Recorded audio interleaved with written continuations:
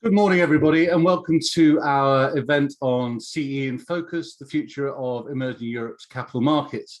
Welcome to all of you. And today we have a very full agenda to talk about the challenges and opportunities facing DMOs in particular in what is a region of real interest in the global capital markets.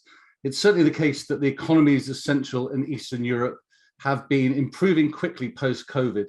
Finances have remained strong, ratings amongst sovereign issuers have remained strong. Inflation is returning, and we saw recently the Czech National Bank interest rate rise of 75 basis points. We might see more that follow that, but there's no doubt that interest among investors in emerging European sovereigns is high. We saw evidence of that recently in OMFIF's Global Public Investor Report. We saw amongst the central bank reserve managers and global public pension funds a desire to move into higher yielding sovereign debt. And emerging market sovereign debt is certainly on the agenda for many of those investors. And we've seen that in the last few weeks. Hungary coming to the markets, raising over $4 billion in a combination of dollars and euros, huge demand. And that's something I'm sure we'll talk about in our panel later.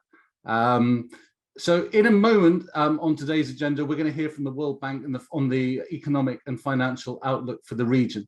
And then we'll have our keynote panel, which is chaired by Chris Garnett, who's a senior advisor to OMFIF, with senior funding officials from Hungary, Slovenia, Ukraine, and Uzbekistan.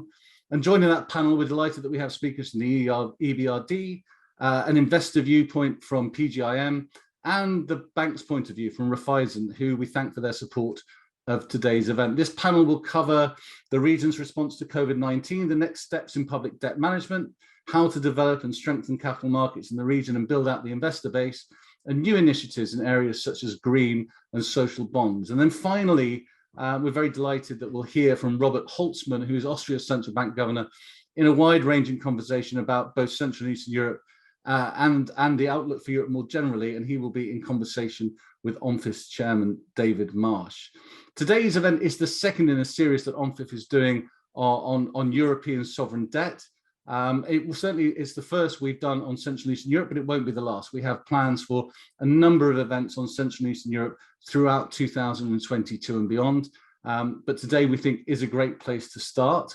It will certainly, all of these events will leverage on OMFIF's unique network of central banks, funding officials, investors, and the intermediaries that serve them. OMFIF, through its Sovereign Debt Institute, has a lot to offer in this space, so please stay tuned for that.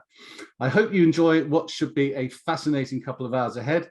But for now, let me hand over to the Managing Director of the Sovereign Debt Institute, Marcin Stepan, who's interviewing the World Bank's Executive Director, Katarzyna Zajdel-Kurowska. Marcin, over to you.